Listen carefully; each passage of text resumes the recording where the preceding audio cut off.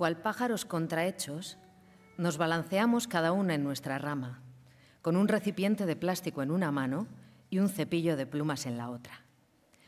Subí trepando, despacio, con todo el cuidado del que era capaz. Aquello no se me daba muy bien. A diferencia de muchas de las otras mujeres del pelotón de trabajo, mis movimientos eran a menudo demasiado bruscos. Me faltaban esa delicada motricidad y ligereza exigidas. Yo no estaba hecha para eso, y sin embargo tenía que estar allí 12 horas al día. Los árboles tenían ya una veintena de años. Las ramas, frágiles como el cristal fino, crujían bajo nuestro peso. Yo me doblaba con cuidado. Había que evitar dañar el árbol. Coloqué la pierna derecha sobre una rama aún más alta, luego la izquierda. Por fin encontré una postura de trabajo segura, incómoda, pero estable. Desde allí alcanzaría hasta las flores de más arriba. El pequeño recipiente de plástico estaba lleno de ligerísimo oro, pesado con precisión y repartido entre todas nosotras al comienzo de la jornada laboral exactamente la misma cantidad para cada una. De un modo ingrávido, intentaba llevar cantidades invisibles desde el recipiente hasta los árboles. Cada flor tenía que ser polinizada con el minúsculo cepillo de plumas de gallina, fabricado tras una investigación justo para ese fin. Ninguna pluma artificial había mostrado ser ni la mitad de eficaz. Se había probado una y otra vez porque no teníamos prisa. En nuestro distrito, la tradición tenía más de 100 años.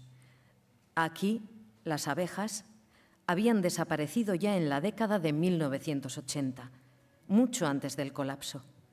Las mataron los insecticidas. Unos años más tarde, cuando estos dejaron de emplearse, las abejas volvieron, pero para entonces ya se había puesto en marcha la polinización manual. Los resultados mejoraron, aunque requería una gran cantidad de personas, muchísimas manos. Y entonces, cuando se produjo el colapso, mi distrito tenía una ventaja en competencia. A nosotros nos había resultado rentable ser los que más contaminaban. Éramos un país pionero en contaminación, razón por la que nos convertimos en un país pionero en polinización manual. Una paradoja nos había salvado. Fragmento de Historia de las abejas de la autora Maja Lunde.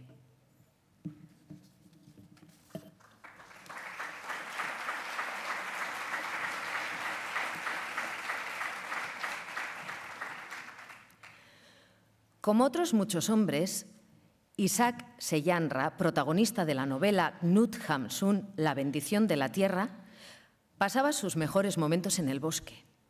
Para anticiparnos a las sospechas de machismo, Inger, la esposa de Isaac, no se le quedaba mirando porque fuera vaga o estuviese fascinada ante un hombretón con su hacha. Hamsun lo escribió de esta manera porque Isaac no podía alegrarse de los trabajos que nadie valorase o viese. ¡Ay del hombre que corte leña solo para sí mismo! Es una sensación inigualable, la de salir al bosque cuando la nieve aún tiñe la tierra alrededor de los árboles y se respira un aire primaveral frío y sutil. Librarse de la mochila, llenar de gasolina una fiel motosierra y comenzar la faena. Al principio, con delicadeza, sacando los árboles pequeños para facilitar el acceso a los grandes. Acercarse al primer placer del año, uno de esos abedules altos que ha estado lo suficientemente pegado a sus vecinos como para abrirse paso hacia la luz. de tal manera que emerge esbelto y blanco. Arrancar la sierra, aproximarla al tronco y escuchar el zumbido que atraviesa el aire cuando el árbol cae en la dirección correcta. Suspender el gorgoteo del motor de 2 tiempos, levantar la visera del casco y dejarte invadir por el silencio, mientras todo vuelve a su sitio. Y observar el árbol talado, que cuando llegue el invierno te proporcionará luz y calor. La naturaleza es dadivosa en muchos sentidos y los esfuerzos del leñador siempre tienen premio. A diferencia del pescador, el cazador o el recolector de bayas, él tiene garantizado que su esfuerzo dará frutos. Cortar leña es un trabajo auténtico, que se puede hacer con otros, y muy pocas tareas muestran resultados de un modo tan inmediato. Apenas existe una deuda más grande que la que tiene la humanidad con los árboles. Y el hecho de convertirlos en calor supone un contacto con la naturaleza que fue importante para nuestros antepasados. Todo árbol vale su peso en kilovatios. Incluso la ramita más pequeña y miserable se puede aprovechar. Es como recoger calderilla. Suficientes monedas de 5 céntimos hacen un billete de 10 euros y se agradece la sensación de no desechar nada. Incluso el tronco de un abeto enano y ralo será bienvenido cuando la hoja del calendario salte a enero, el termómetro muestre 26 grados bajo cero y el detergente líquido del lavaplatos sea una masa viscosa en la botella. Fragmento de El libro de la madera, una vida en los bosques, del autor Lars Mytting, que recibimos hoy con nosotros en el escenario, junto con Maja Lunde y en conversación con Idoia Jauregi. Txalo bero bat.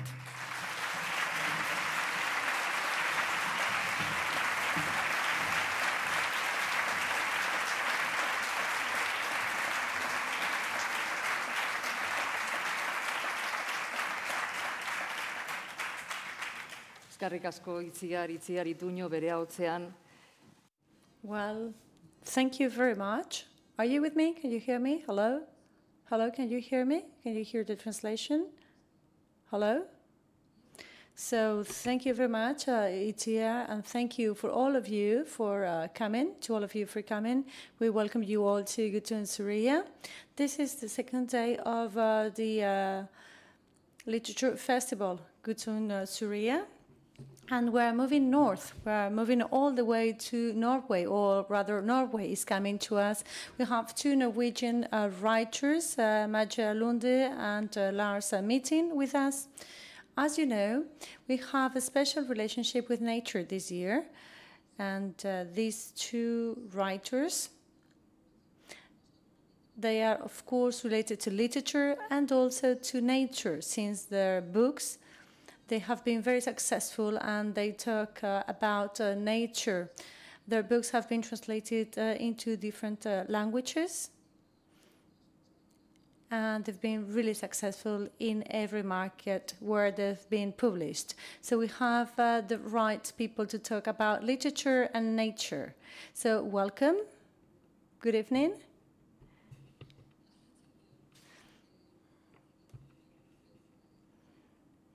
Arratsaldeon, that is good afternoon in Basque. So a big welcome. Now she's repeating in Spanish. And you are about to explain why nature is so important in your lives and especially in your literature.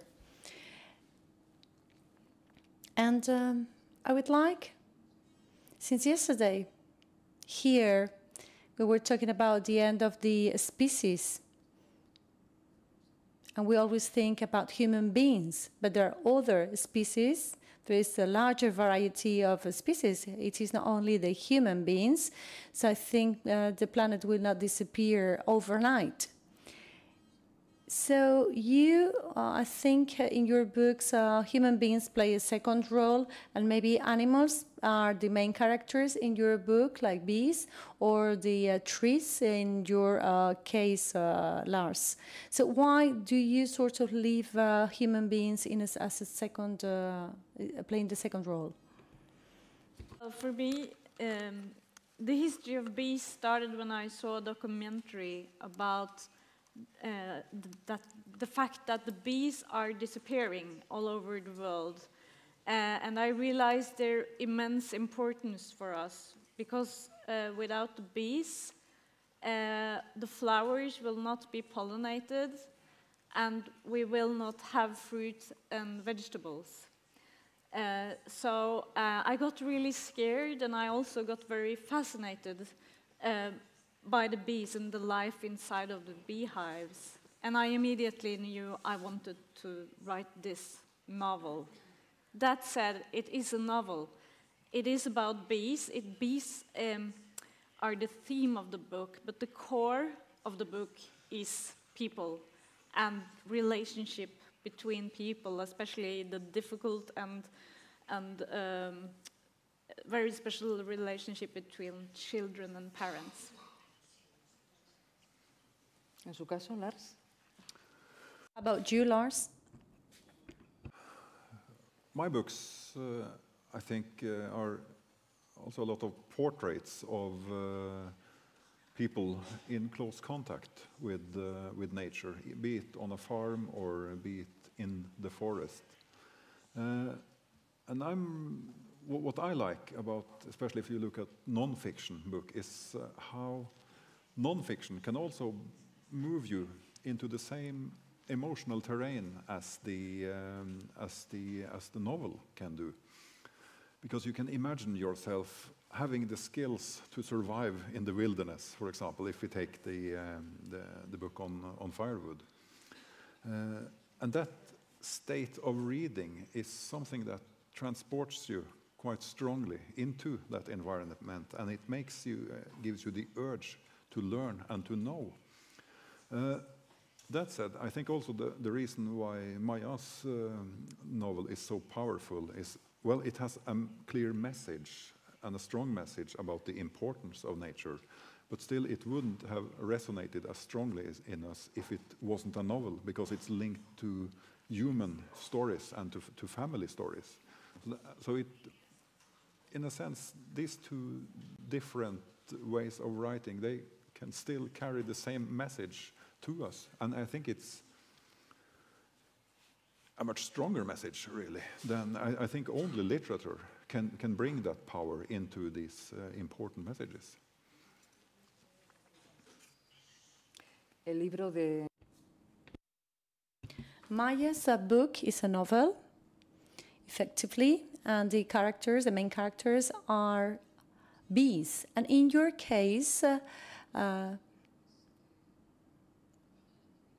it is a book that is called The Story of a Wood in Spanish, and it's a manual, really. It's a handbook on how to cut wood, when to cut it, how to pile it up.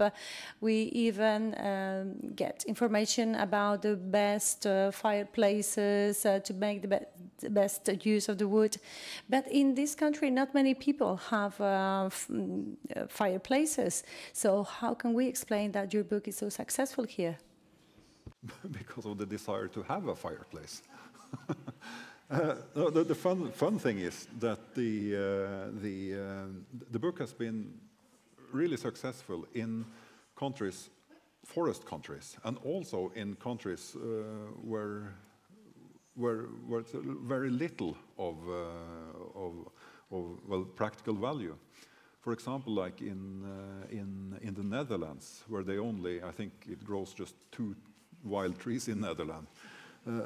Also there, the book has been really found a lot of readers. But I think it's they don't read it necessarily for the practical value, but to have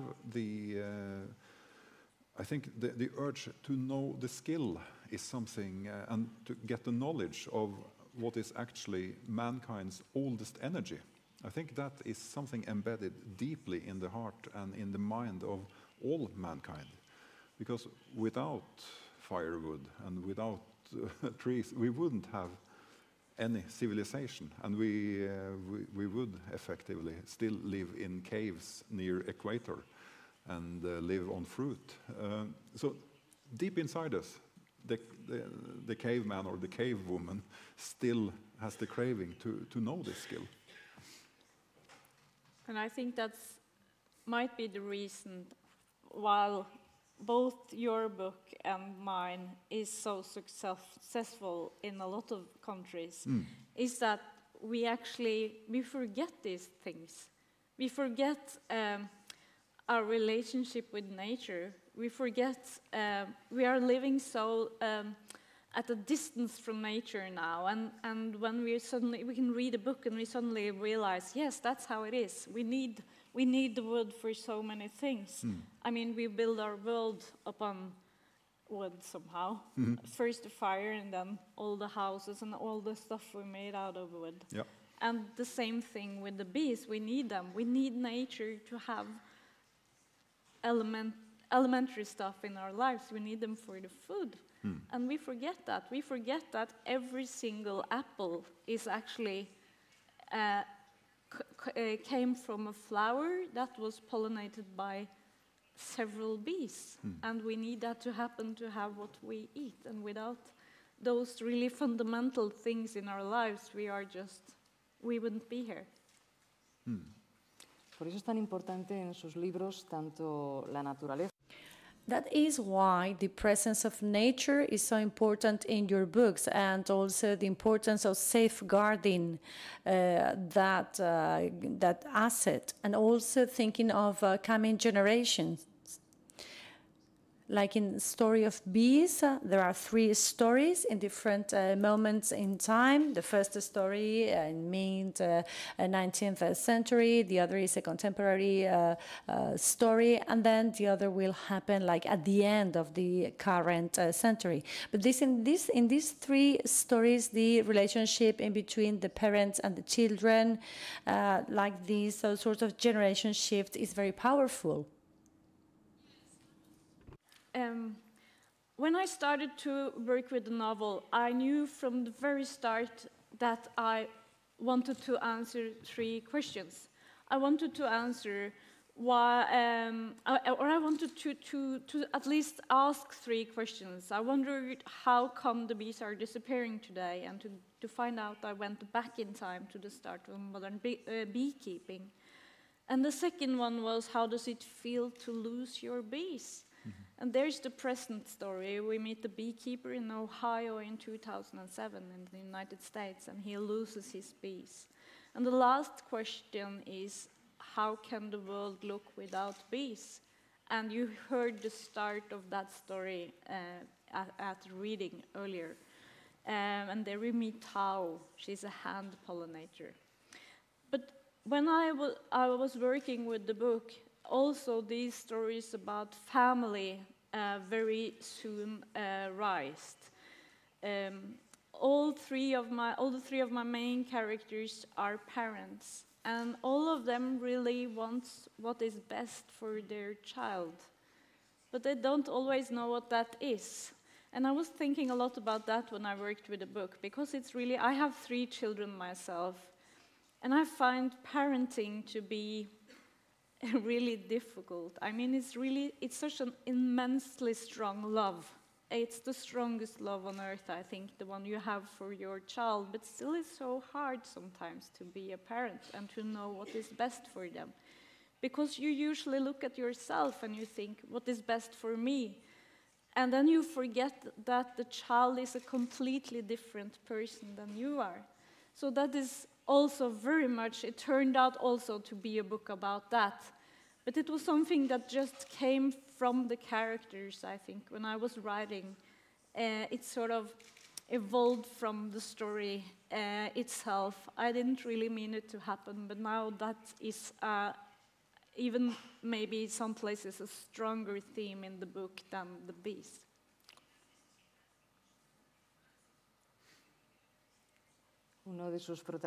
One of your characters, William, is a man very worried and concerned about research, and he wants to devote his life to research. And he says, like me, like drones, I've given up research and got into procreation. It was better to produce new lives rather than doing research. And in your case, Lars, I think also this generational shift, especially in the second novel that we've been recently reading here, the 16 Trees of Somme, there is like a family story, because what our great-grandparents did is still important in our lives some 100 years later. It is a constant concern also, that sort of thread that links us with our grandparents and great-grandparents.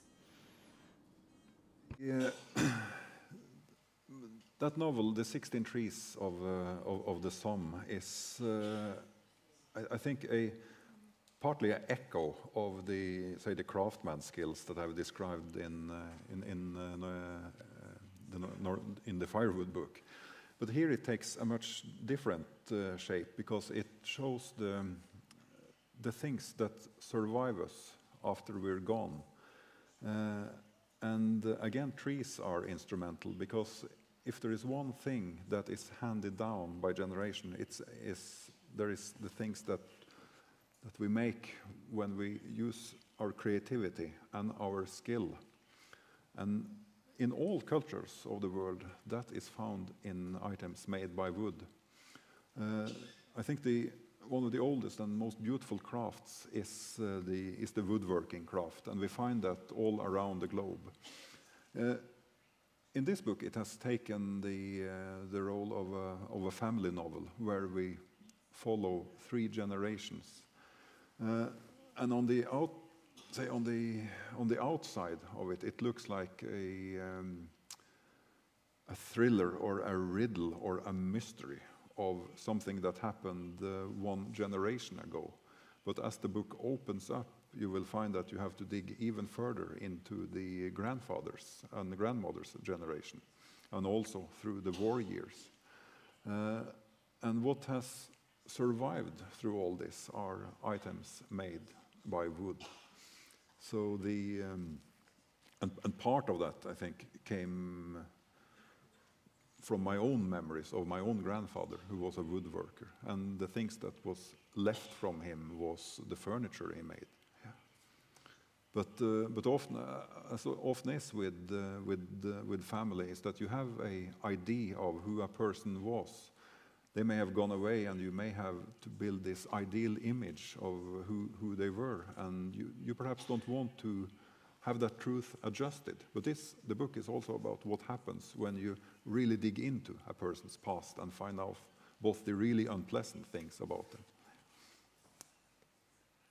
So it's also a book about legacy. Yeah, it is, and also how desire for good and bad can actually be handed down by generations, almost like the eternal sin. It's an urge to complete what the generation before you did not manage to complete. Yeah. It might be a Norwegian thing, but I mean, the history of bees is also very much about legacy. So Yeah. it's, are we very? I don't know if it is a Norwegian thing. Yeah. Well, it's something that I think diminishes in our society, because if we look at the old traditional skills from when people worked in the rural or in the countryside and on farms, we saw how this enormous set of skills had to be handed down from one generation to the other, and that was just crucial for the survival. So the learning to know both how to master bees, animals, forests, the land, all of that, in just 1 or 2 generations ago, we were full of knowledge from on a really deeply variable set of skills. But today we become specialists, and I think still there is an urge in us to know these things. I at least have the urge to know, to be master, to be a beekeeper, because when I read the book, I find, well, it's instrumental. At some point, I would need in the future to manage it. Yeah. Quizás una vuelta a la... So maybe this is about turning back to nature, return to nature, maybe due to our situation, maybe because we have a very uncertain future. Curiously enough, we always sort of look back into the past and we think about our memories, and we have common roots here in the Basque Country and in Norway. We all want to know how things were like, how things were, maybe not in the past generation, but 2 generations before, and maybe now it is the right time to look back. In this festival, precisely in 2018, we're talking precisely about return to nature, and we have so sort of inspiring author, Henri David Thoreau. He was very isolated, talking about nature, about going back to nature. Maybe should we do something like, you know, like everybody here, they had to go for a year to the army, and it was compulsory, even though nobody wanted to go to the army. Maybe everybody has to do that, spend 1 year in nature, so we realize how strong and powerful nature is. Great idea. Yeah. Yes, absolutely. I would love that. And I would love for my kids to do that. I don't know if they would love it, though. But yes, I mean, the more you look into it, at least it is for me, it is that way for me. When I started to work on the history of bees, I thought it would be a standalone, only 1 book. But then all these other stories emerged, and I suddenly realized it was much bigger. So now I'm actually writing a quartet. This is the first of 4 books. And that is, I think, because I started to look into it and learn more.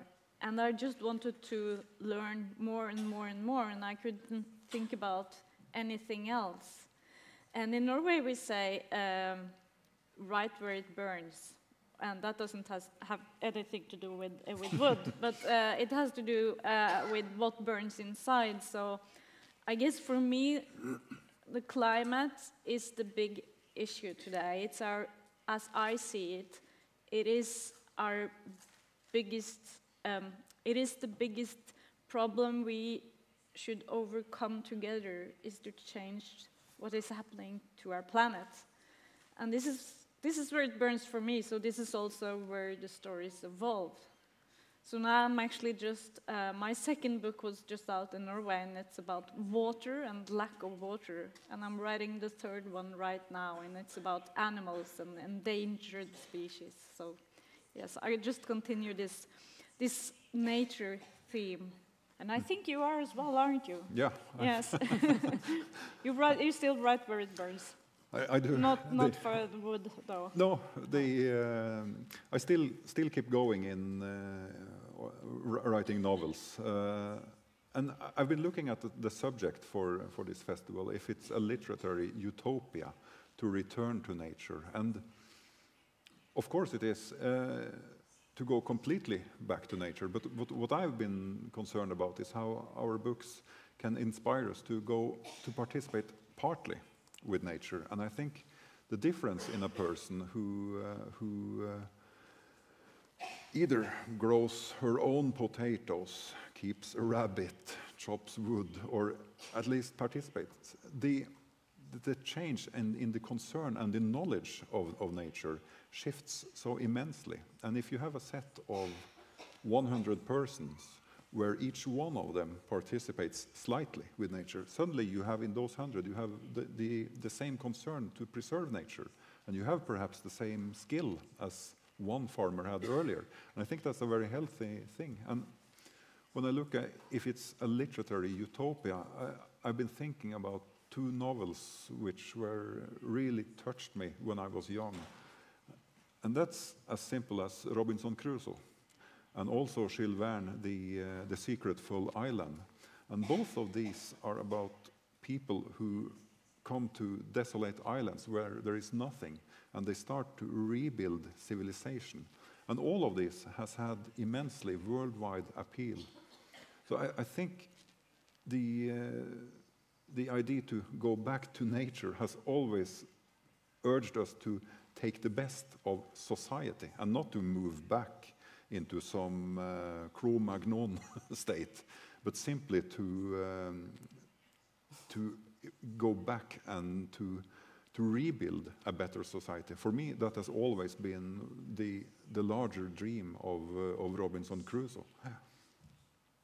En el libro de la madera, por ejemplo, In your book about wood, you say that there is an age when especially men, they turn into specialists, almost they go crazy about wood cutting.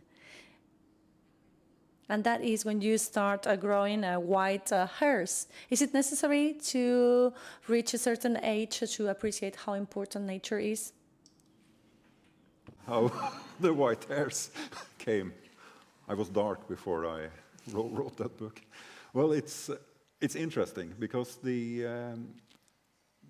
when we had a reunion at school, and 10 years after, when all of us were around 30 years old, no one talked about chopping wood. Then 10 years later again, then all of us had, a lot of us had children, and all of us were talking about chopping wood.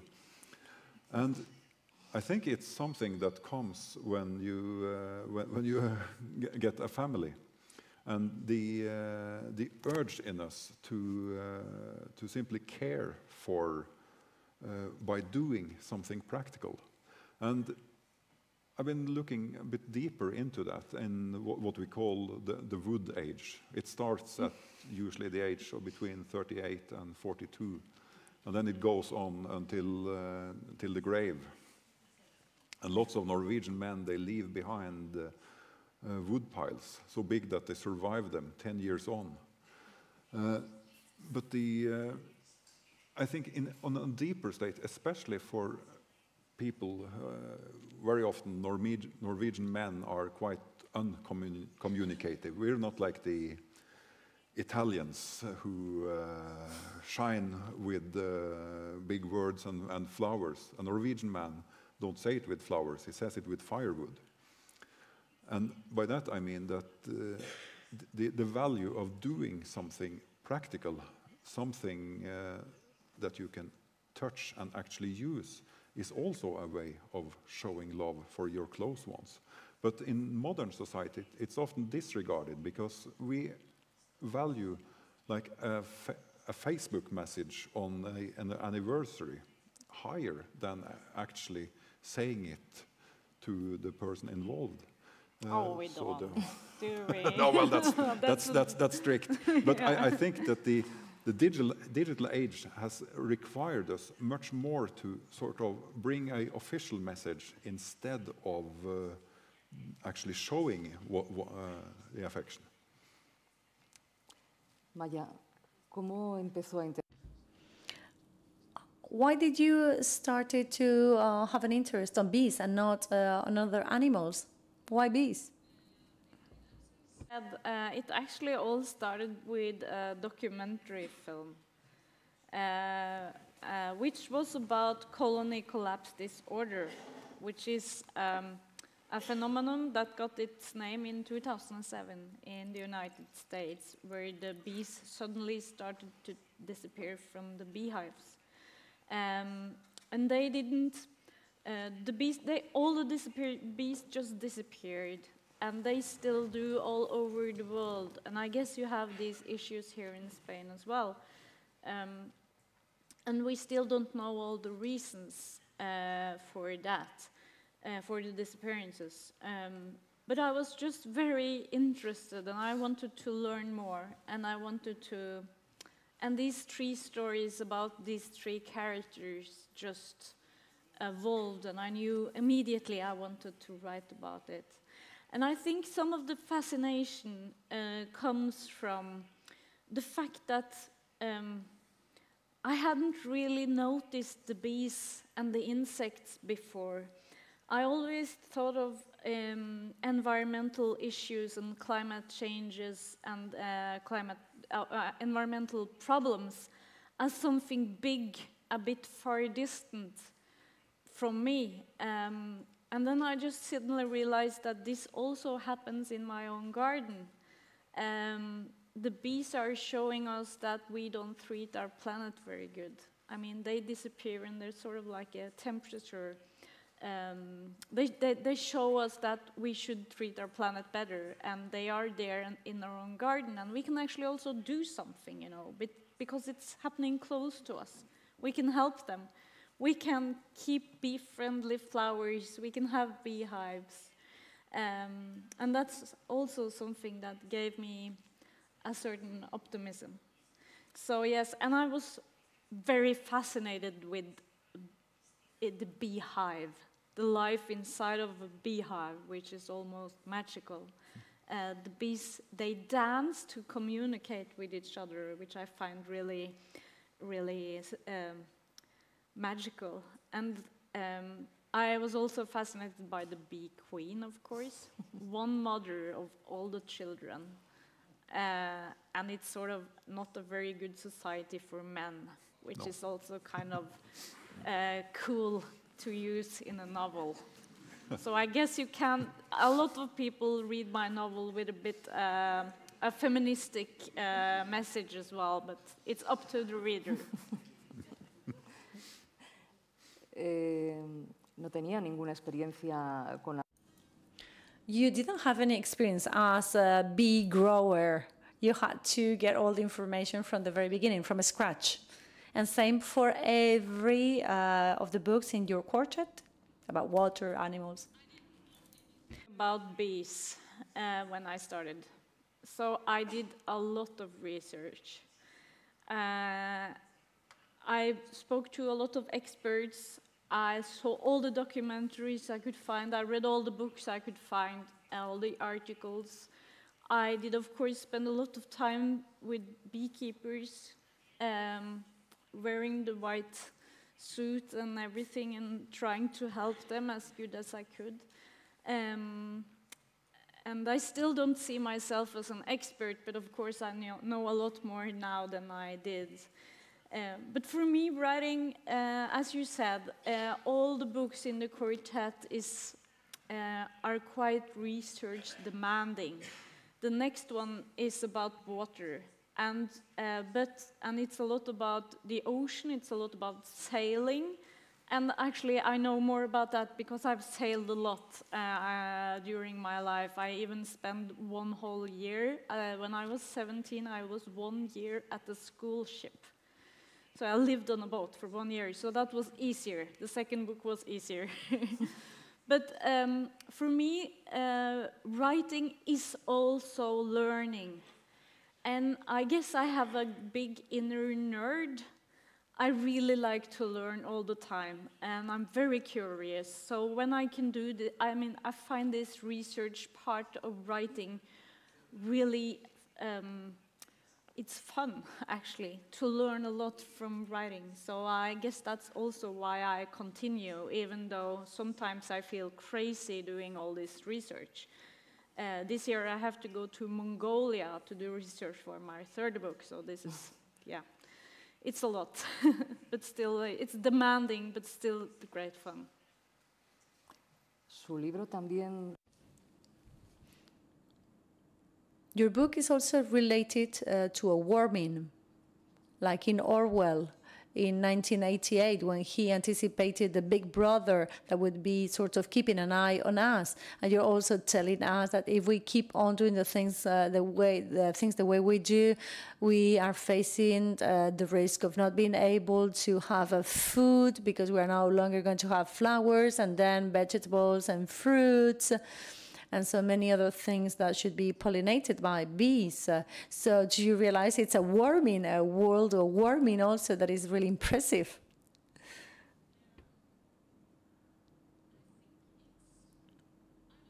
I call my book dystopian. I hear some people call it that. For me, it's a novel. And I want the reader to read it as he or she wants to, and to find the message I don't want to tell the reader what to feel. But of course, I'm very grateful that I can be traveling the world like this and talking about these really important things.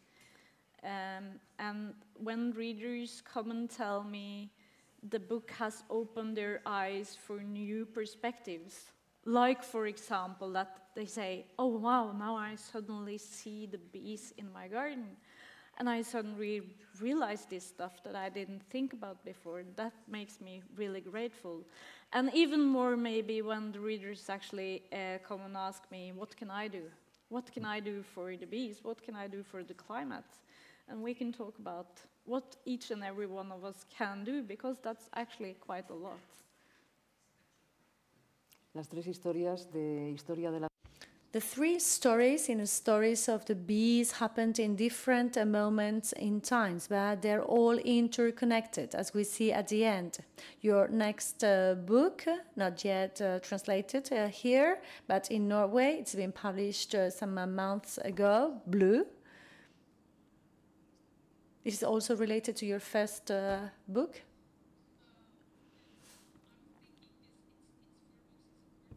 For me, it's like a big puzzle, a jigsaw puzzle. And all these stories are pieces in the big picture.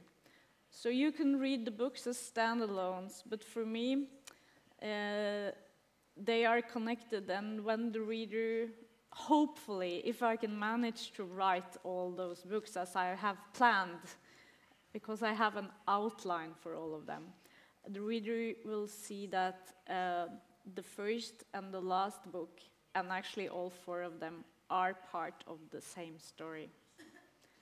But it is kind of scary to talk about books you haven't written yet, so I just cross my fingers I will actually be able to do it. But yes, I have an outline on my computer. I have it all sort of planned, so hopefully I'll be able to write them. Enorme puzzle, ciertamente. Well, huge puzzle, really. In your case, Lars, Wood, that book, and the 16 Trees of Some are very different books. Those are the two books that we know about here. One is like a manual, a handbook on wood, and the other is a book in different countries, in different moments in time, in different geographies, so people move.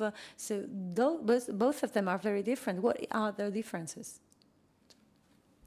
I've always been strongly attracted to the mystery in a novel, not in the sense that I would like to write a crime story or a thriller, but simply one thing that dissatisfies people the most, or one of the strongest urges that we have, is when we don't know what is going to happen or what happened to another person. And for me, that drive has always been the most important mechanism in novel writing. I had written before 2 novels earlier then. But this, I think, is by far the most complex one, and also the one that visits 3 completely different places. It starts in Norway, but it moves on to the Shetland Isles, and then back to the battlefields of France, and also shifts between 3 generations. And what struck me when I wrote the book was that it seemed completely impossible to have one story that interconnected these 3 time periods and these 3 families. And then suddenly I found this path between them that made it not just all possible, but it even made me believe myself that this was something that could actually happen. Yeah. And that discovery when writing is really strong and I think really satisfying. However, it's satisfying in the idea mind, and it's satisfying on the research level. It's awfully hard work when you actually are going to write it. So the bigger the idea, the bigger the horror in the writing room. Oh, yes. But it's magic when you actually feel that the story lives on its own. Yeah. And evolves, and suddenly things just happen, and you don't even know where it comes from. No. Of course, it is coming from your brain, but Yeah. still it feels, at least for me, like almost like watching a movie. Yeah. And I don't know what will happen, and it evolves, and then you think, of course, this is how it is. And the story, it feels like it has always been there. You just have to write it down. Yeah. And the other really strange thing is when the story is nearly completed, and especially if you do it or locate it to places that you haven't been yourself. Very often, I think I've experienced this 6 or 7 times, when I've written something completely out of my imagination, and then when I visit the place, I find a story that is quite similar to what I made up. When I wrote the 16 Trees of the Somme, I went to, of course, to the battlefields of France, and I went there 3 times. And then on the 3rd visit, I found an old war map that was used by the Irish in 1916. And actually it outlined a small forest almost to the spot where I had imagined and located it in the book. And I hadn't seen it before, but it stood on the war map, a line of trees exactly at the spot where I had thought. And I also experienced that before, and it may be a mix of research that you have forgotten. In one of my writings, I created a character, and I changed his name 6 times, I think. And then later, when I looked at some really old material, I discovered that a person in the year 1775, so over 200 years ago, had found nearly exactly the same thing, and his name was almost the same as mine. So these things come up, but of course it's this big mix of imagination and actual events, so maybe it's logical that 1 or 2 things from reality fits in the fiction. Yeah. La realidad a veces da miedo, ¿verdad? Esas cosas que nos pasan. Yes, those things that happen sometimes in reality are scary. It's like if somebody is sort of pulling the threads for us. Maja used to write for children. If I am not wrong, Story of the Beast is the first book for adults or for all readers. Is it very different to write for the young ones or for adults? How do you see that difference? Do you take any special precautions when you write for children or for just like grown-ups? I actually still write for children. I find that so important, and it gives me a lot of meaning. So yes, I have a new children book coming up in a few months, actually. But I don't really find the difference to be that big, because I usually try to get inside the head of the person I'm writing about, to get to know the character. And if it's a children's book, the character is usually a child. And then I use the child's point of view and the child's voice. And then it will also quite often turn out to fit for a child reader. And when I write for adults, it's usually a grown-up voice and a grown-up point of view. So for me, it's more about, I don't think too much about the reader. I think about the character I'm writing about. I want to know him or her really well. I want to know why he or she is doing what he or she is doing. And I want to just let the story evolve in a natural way. So, no, for me, the difference is not that big, really. I have a bit more technical approach to it, I have to admit, because I tend to separate, say, the emotional path from the what I call the big mechanism in the book. And when I read, I like to, what I call like open the bonnet, like when you look at the engine of a car. So I like to read and see the structure and the mechanism of it, and to separate that from the emotional layer. But that is perhaps what we call the craftsman's damage, you know, something that a damage that happens to you when you work too long with something. Yeah. So I For lost me, the ability it's to read. intertwined. Yeah, It yeah, is it is. intertwined. The character and the story is for me the same thing. So Yeah. yes, and the story usually evolves from the choices the character takes. It So, does. Did you find it? Yes. It does in the end, but that's after a long path of work where I Yes. also look at, you know, the wheels and the mechanisms and what happens. So I try It's to a lot of see. it's Yeah. craftsmanship, definitely. And I also used to work as a screenwriter. I still do actually as well for film and TV. And that is a lot of, I mean, you have all these tools and all these rules, especially in, you know, Hollywood film. You have to let something happen every 11th minute. That's one of the rules, for example. So I guess I have all these tools. Sort of, I use them automatically almost when I'm writing, which is also, I guess, why some readers think the books are page turners because, and it's the same with yours. You can feel. You need to feel the drama on every page, and you hook the readers. And it's an important part of it as well. Really, and I think the most powerful tool we have, that is something that has existed before the book. That is the oral tradition. Because when we told tales, when we sat around the fire and told tales, they were not exactly the same tale told again and again. I think the old narrators, they watched the audience, and if everyone was falling asleep, well, they understood they had to change the story. Yes. So it was a constant urge, I think, to make the story better. If we look at the stories in the Old Testament, for example, they're extremely compressed, and something happens not just every 11th minute. It happens all the time, so extremely dense. And for me, part of the writing process is also to retell the story. And when I listened to myself and found what I leave out, maybe that is something, it could be a weak part of the story, but it could also be something that works in reading, but not in oral telling. So you have to be careful and to observe the variety here.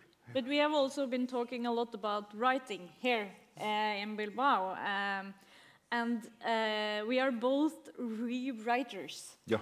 We both rewrite a lot, and for me, writing is rewriting. Yeah. I usually do 8, 9, 10 drafts. Yeah. I do And you 5 or 7. Of a novel. Yeah. So it's hard work. Yeah. It is. Yes.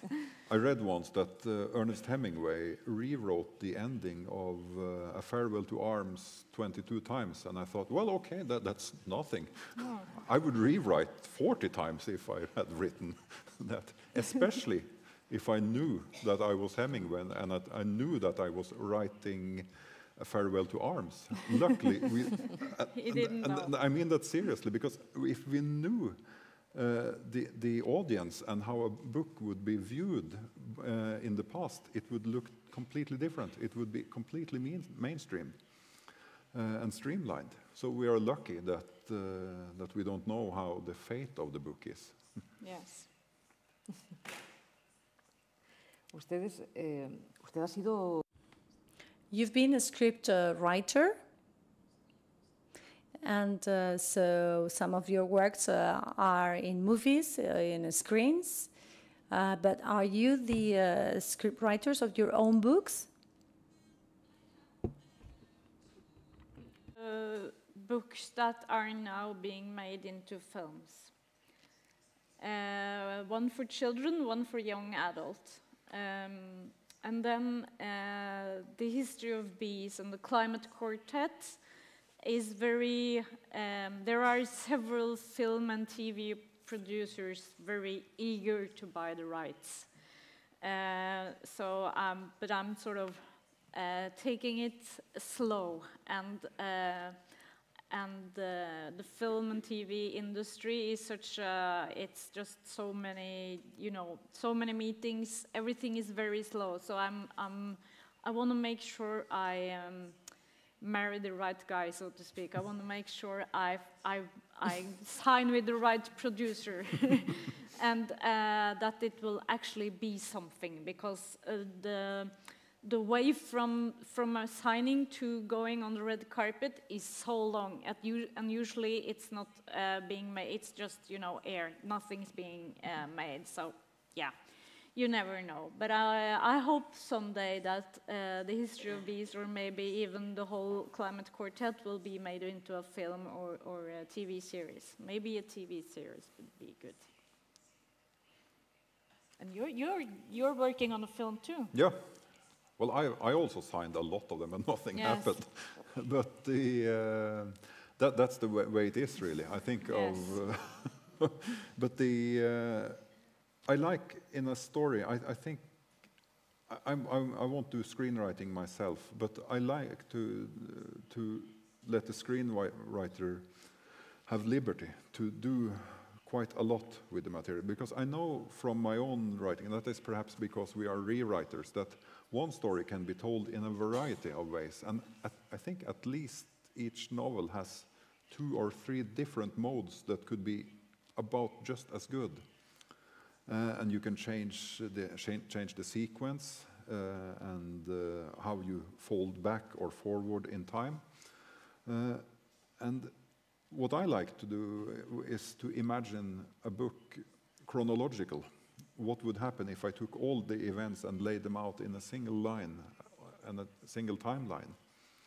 And when I do that, I often have a film in mind, but I don't do the screenwriting myself. But I like to discuss with the screenwriters and to you know, outline and work with the timeline there. And that's really fun, because they, in a book, there's perhaps out of a book of 400 pages, there is an additional book. For us writers, the book is about 700 pages long, and that is 2,000. Yeah, 2,000. That is all that we left out.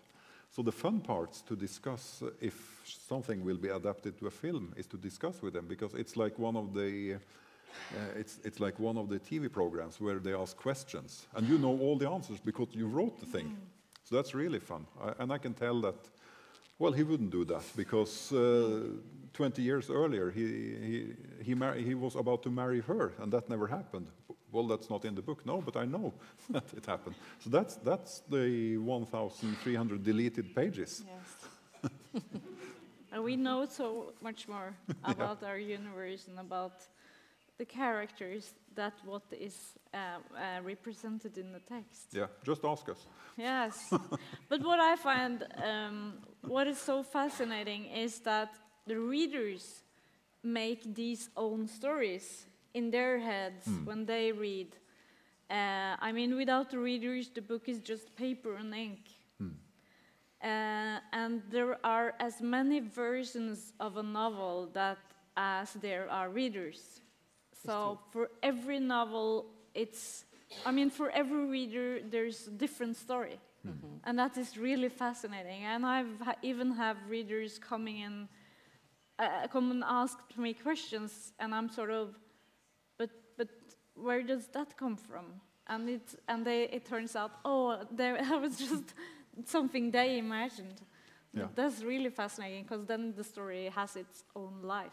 Cada uno tenemos nuestros personajes y nuestras historias, ¿verdad? Que las unimos. Each of us, we have our own stories, our own characters, and we're related to what we read. It is 8:30, and I think it is the time to start a Q&A with the audience. To invite everybody in the room, if necessary, or if possible, to talk with us. We've got wireless microphones. So if somebody would like to make a comment or a question to Maja, Lunde or Lars Mytting, please fire out before we go downstairs and get books signed.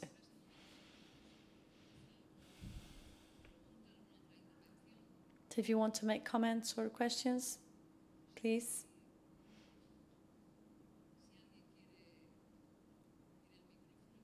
¿Quiere preguntar algo?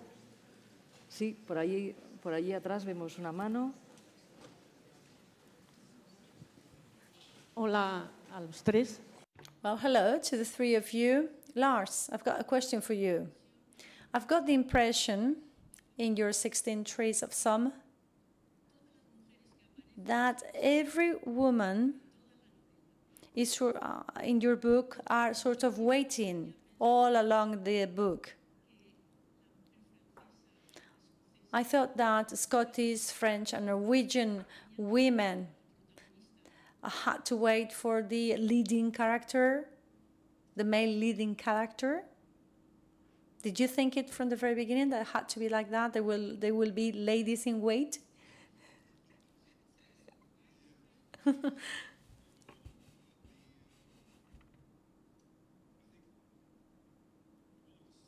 Things in the book is that none of the women from the past live to see their own children grow up. That is part of the echo, and also in the between the women in the earlier generations and the next ones. But also to me, for me, the women in the book are the strongest one. The men are the one hesitating, as you've observed, and also the ones that don't know what to do with their lives. So for me, the best spot in the book is where they are confronted and when they are actually abandoned and left because they are hesitating so much.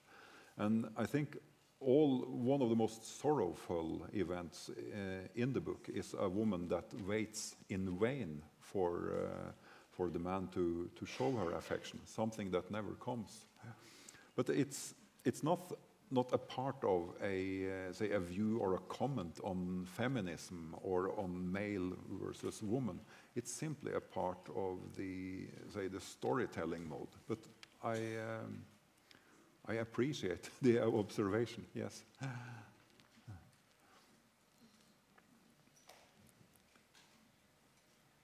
Sí, tenemos aquí en primera fila otra llamada.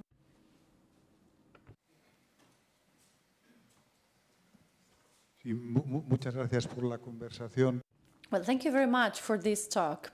Maja, I'd like to tell you that you said that your contribution to sorting out the bees problems.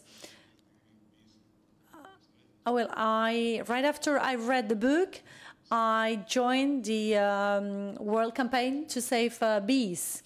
So now I would like to know what you present to us about saving the oceans and the Arctics, and also to get rid of plastics. And Mr. Lars Mytting, in your book, 16 books, trees, sorry, I have the impression that you are very related to Northampton. To me, it's like the blessing of earth.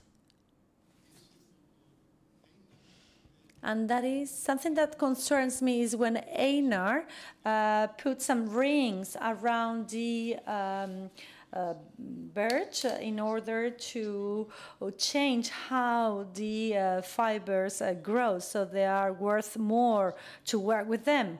And then later on, these 16 walnuts are very valuable by themselves. So maybe what he's been doing with the rings is like treating in a bad way the trees, as Mr. Mancuso was suggesting yesterday, that sometimes we don't treat properly plants. And also in Norwegian literature, we constantly hear you talking about the world wars. You have there the impact of the First World War and the Second World War. I just want to say thank you for letting me know it had an impact. I also, I'm continuing the work with my next novels. In Germany now, Blue is actually, the publishing house in Germany actually made a big contribution to a water project in Nepal. So for me, it's fantastic to see how these novels that I wrote alone in my small home office actually now go out and do a difference in the world. So, and hopefully other things like that can happen as well. Yes, Yeah. and the Second World War. I want to. You asked us about that as well, and I think the Second World War has had a great impact. It's a big thing for us in Norway still. I even wrote a children's book from the Second World War, and it keeps coming back. Yeah. You know, the stories. Yeah, I can fill in on that before I go to the trees. And every family has its own set of stories from the war. We may have the big picture, but also nearly every family experienced something during the war which is still being retold. I know at home from the farm where my mother grew up, they still retell the tales of not violent or warlike incidents. I mean, my grandfather was getting guns from the English by airdrops and in the resistance. But that's not the stories that are told. It's from the everyday stories. So, and that's also how it's kept alive in our society. And perhaps also because our country wasn't that extraordinarily demolished and not so horrible like, for example, France were. When I moved to that from the horror and to the trees, it's a chapter in the 16 Trees of the Somme where they describe birch trees that are being strangled, where they put iron bands around them, simply to constrict the tree from growing in its natural state, and that causes them to emerge in certain patterns, which we call flame birch in Norway, burning birch, and that is both a way of, I think, making us aware of how we treat a living thing like a tree, because to me it's unethical to do it. And I'm completely happy with cutting down a tree and using it, but to inflict pain on it is unnatural. But it's also, that's what happens to all the trees in the book. The ones that has the toughest life and being exposed to pain and damage, they are the ones that evolve in the most beautiful patterns. Los que tienen una vida más larga después. And also those that live longer. Maybe they're not properly treated when they're young and then they live longer.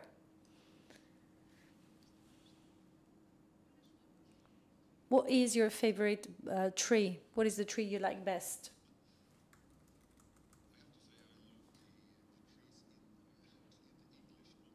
Me gustan mucho los del paisaje inglés que viven ahí solos y pasan 600, 700 años creciendo ahí en solitario. Sin embargo, en Noruega enseguida los talamos para usarlos. Why actually you don't like your novel to be considered the dystopian novel? Because after all, well, dystopian novel doesn't have to be about catastrophes like, I don't know, Handmaid's Tale or Orwell's 1984. It can be natural disaster. So I read the third part, the Chinese part, as a typical dystopia. So I got curious about this one. I think when I started to write it, I never really thought of myself as a dystopian novelist or a science fiction novelist.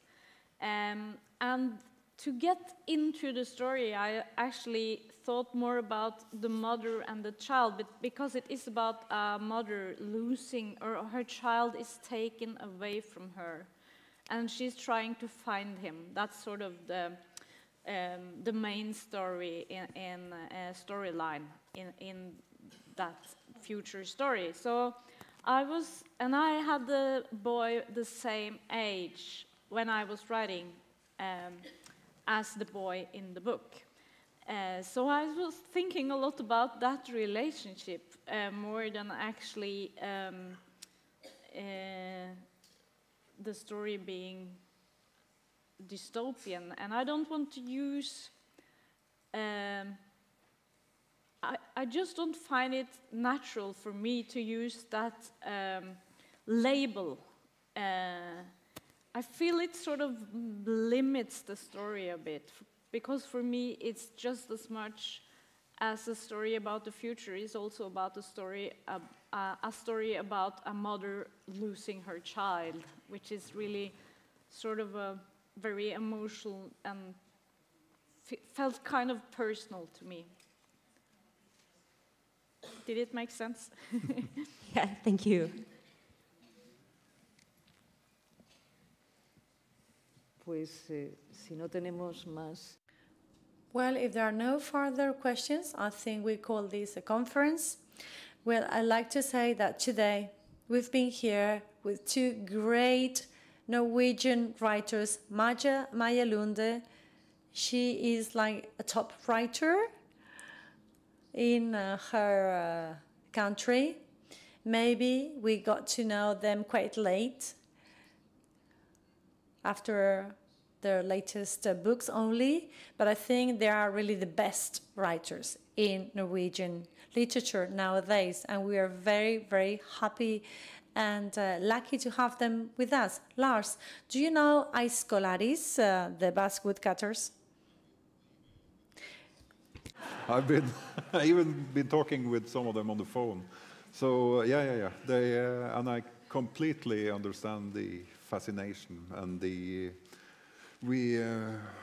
we didn't need much introduction before we could speak on the same level. And I think one of the purest situations you can have in this world is to have a person, an axe, and a tree, because you are back to the elements that started civilization, and you are at the exact same mode. So yeah, I've been having very good talks with them. Todo esto para decirles que mañana quedan todos invitados a la. With all this, I want to invite you all to the talk with the son of a great Aiskolari, Bernardo Asier Larrechea, and then also we'll have Bernardo Chaga and Carmele Jayo. And now we go to book signing, and you can then get to know closer these great writers. Eskerrik asko, that is thank you in Basque, and also she said it in Norwegian.